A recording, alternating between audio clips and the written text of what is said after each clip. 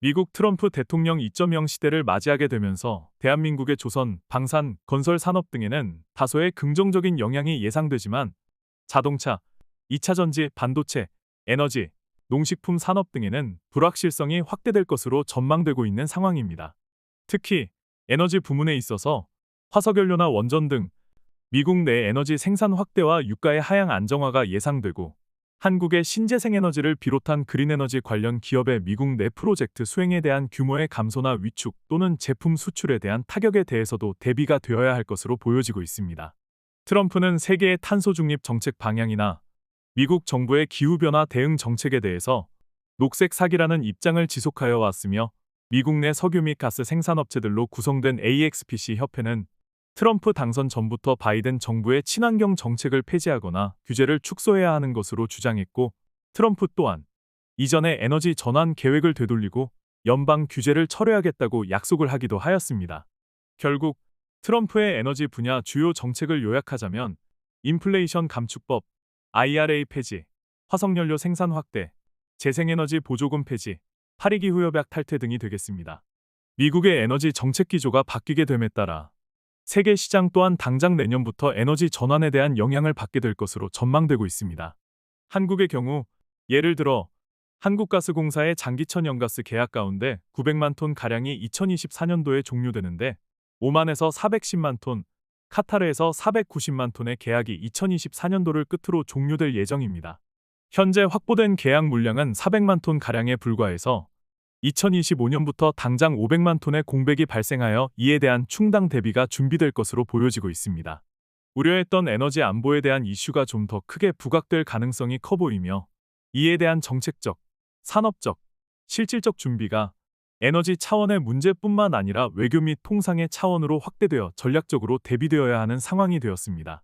미국은 전해조, 풍력, 리튬이온 배터리, 태양광 등 청정에너지 제조 부문의 높은 중국 의존도로 인해 중국을 견제하면서 인플레이션 감축법 등을 통한 청정에너지 공급망 구축을 지원하고 있습니다.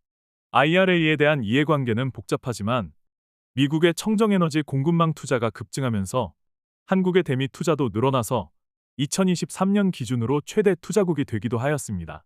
특히 수소에 있어서 국내 기업들은 이미 북미, 중동, 호주 등 다양한 지역에서 청정수소 공급망 구축을 위한 프로젝트를 추진 중인데 만일 미국이 IRA의 청정수소 생산 및 탄소 포집 세액공제 등 지원책을 폐지하거나 축소한다면 이미 대부분의 에너지를 해외에서 수입하고 있고 앞으로 수소도 많은 양을 해외로부터 수입하려는 계획을 가지고 있는 우리나라로서는 영향을 받지 않을 수 없습니다. 또한 트럼프는 수소차에 대해서 수소차는 한 가지 문제가 있는데 그것이 폭발하면 사람이 죽는다는 것이라며 폭발하면 당신은 식별조차 불가능하게 된다고 했습니다. 그리고 수소차가 아무리 안전하다고 해도 우리에게는 충분히 안전하지 않을 것이라고 하면서 자신은 수소차 가까이에 가지 않을 것이라고 말하기도 하였습니다. 트럼프는 자신의 에너지 정책을 세 단어로 압축했습니다. 그것은 드릴, 베이비, 드릴입니다. 여기서 DRIL을 드릴은 드릴로 구멍을 뚫는다는 말로 석유 시출을 의미합니다. 즉, 상대적으로 저렴한 화석연료를 마음껏 퍼내서 쓰는 일로 고용을 확대하고 유가를 낮춰 물가를 안정시킨다는 의미를 담고 있는 말입니다. 그렇다면 과연 트럼프에 의해서 미국의 모든 친환경 에너지 정책이 사라지고 에너지 전환이 중단되고 말까요?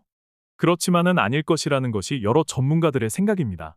왜냐하면 많은 공화당 의원들도 IRA를 통해 수혜를 받는 경우가 있기 때문입니다.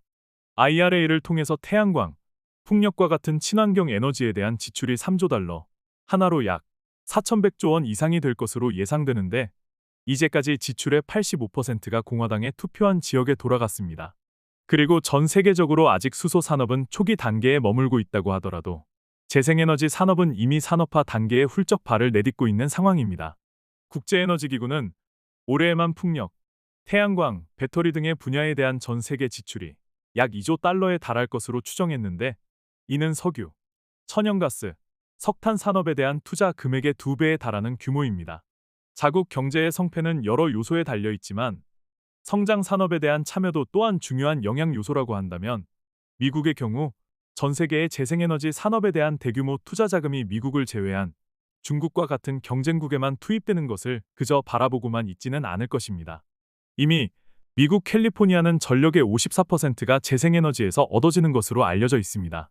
미국 전체로 보면 재생에너지가 만들어내는 전력이 이미 30%를 넘는 상황에서 트럼프 또한 미국 전체 전력망 유지 측면에서 볼 때 모든 것을 뒤엎을 수만은 없을 것으로 보여집니다.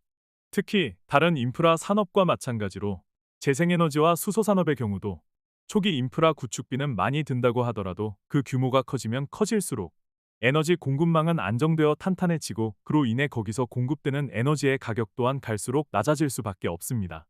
또한 미국과 같이 면적이 크고 인구가 밀집해서 사는 나라들은 전력을 필요로 하는 곳까지 전기를 운반할 송전선로 부족 현상을 겪게 되며 미국도 마찬가지입니다. 미국은 국가 단위의 단일 전력망 체계로 운영되지 않고 서부, 동부 그리고 텍사스 3개의 전력 그리드가 과점 형식으로 운영되고 있습니다. 이 권역들을 연결하는 송전선로는 매우 부족해서 분산에너지망이나 그에 대한 정책이 필요한 상황입니다. 한국의 경우도 해안가나 멀리 떨어진 섬 지역에서 생산한 에너지를 서울이나 부산과 같은 대도시로 이송하는 데 있어서 장거리 송전 수요가 급증하고 있는데 이를 비용도 많이 들고 앞으로 영구적으로 사용하지도 못할 송전망으로만 해결하려고 할 것인가 하는 것은 한국, 미국은 물론이고 전 세계가 고민해 보아야 할 문제입니다. 트럼프는 스스로를 비트코인 대통령이라고 외치고 있습니다.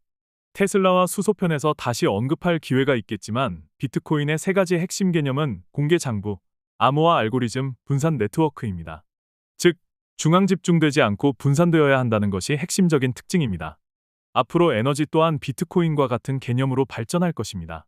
단순히 당장 먹고 살기 힘들기 때문에 보호 무역으로 잘 살자고 하는 정책이 때로는 필요할지도 모르겠지만 중장기적인 에너지 정책적인 측면과 또한 전 세계가 점차 큰 위기로 당면하고 있는 기후위기를 후세에 더 크게 물려준다는 측면에서는 당장 싼 에너지를 파서 쓴다는 것이 꼭 정답만은 아닐 것입니다. 이는 단기적으로 경제적인 측면에 집중하다가 기술력이나 산업 우위의 측면에서 뒤처지게 되어 소탐대시라는 결과를 낳게 될지도 모르는 중요한 사안이지 않을까 생각해 봅니다. 수소맨이었습니다.